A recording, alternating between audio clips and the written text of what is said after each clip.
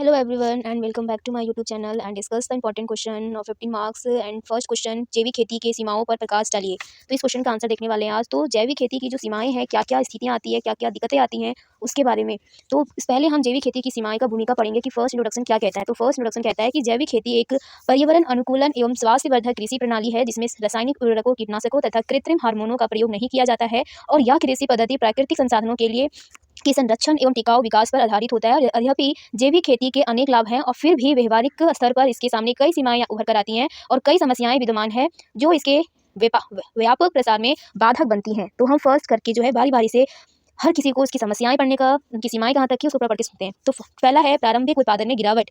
जब first time आप काम कर रहे हो तो आपको क्या होंगे कि वो उत्पादन घट जाएगा। तो आंसर क्या है कि जैविक खेती अपनाने की शुरुआती जो है वर्षों में फसल उत्पादन कम हो जाता है क्योंकि मृदा को रसायनों से मुक्त होकर पुनः जीवंत होने में समय लगता है और इसी से क्या होता है, किसानों की आय प्रभावित होती है, मतलब उन्हें आय कम मिलता है।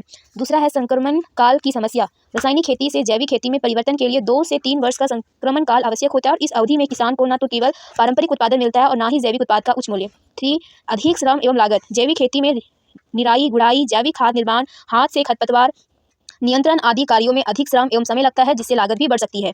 4 है जैविक आदानों की कमी। गोबर खाद, कंपोस्ट, वर्मी कंपोस्ट, जैव उर्वरक तथा जैव कीटनाशकों की पर्याप्त एवं नियमित उपलब्धता सभी क्षेत्रों में नहीं होती है। 5 है कीट एवं रोग नियंत्रण की सीमाएं। जैविक खेती में रासायनिक कीटनाशकों का प्रयोग वर्जित है और जैविक उपाय अपेक्षाकृत धीमे प्रभावी होते हैं जिससे कभी कभी कीट एवं रोगों से अधिक क्षति होती है। क्वेश्चन नंबर पॉइंट 6 है प्रमाणन प्रक्रिया की जटिलता। जो कि जैविक खेती के लिए प्रमाणन की प्रक्रिया जटिल होती है और समय लेने वाली एवं खर्चीली होती है और छोटे एवं सीमांत जो किसान होते हैं उसके लिए एक बड़ी समस्या उभर कर आती है।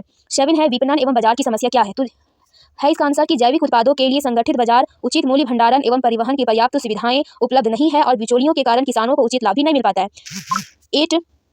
नंबर 8 पॉइंट है तकनीकी एवं वैज्ञानिक ज्ञान का अभाव। अनेक किसानों को जैविक खेती की तकनीक, फसल चक्र, मिश्रित खेती तथा जैविक इनपुट के सही प्रयोग की जानकारी भी नहीं होती है। पॉइंट 9 है सभी फसलों के लिए उपयुक्त नहीं। उच्च उत्पादकता वाली नकदी फसलें एवं त्वरित उत्पादन वाली फसलें जैविक खेती के लिए हर क्षेत्र में प्रयुक्त नहीं होती है।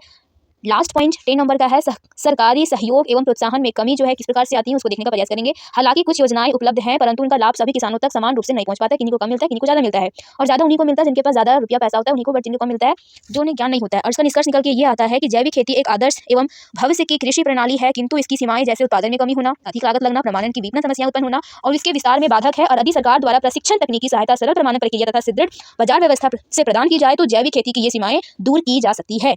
तो ये सारे पॉइंट्स थे कि जो जैविक खेती है उसकी सीमाओं पर जो है किस प्रकार से उभर कर आती हैं और क्या क्या दिक्कतें होती हैं, उनकी क्या समस्याएं होती है। तो ये रहा आपका आज का इंपॉर्टेंट क्वेश्चन। और क्वेश्चन था कि जैविक खेती की सीमाओं पर प्रकाश डालिए, उनका कौन कौन सा जो दिक्कत होता था, समस्याएं उत्पन्न होती थी उसके लिए। Thank you, bye bye.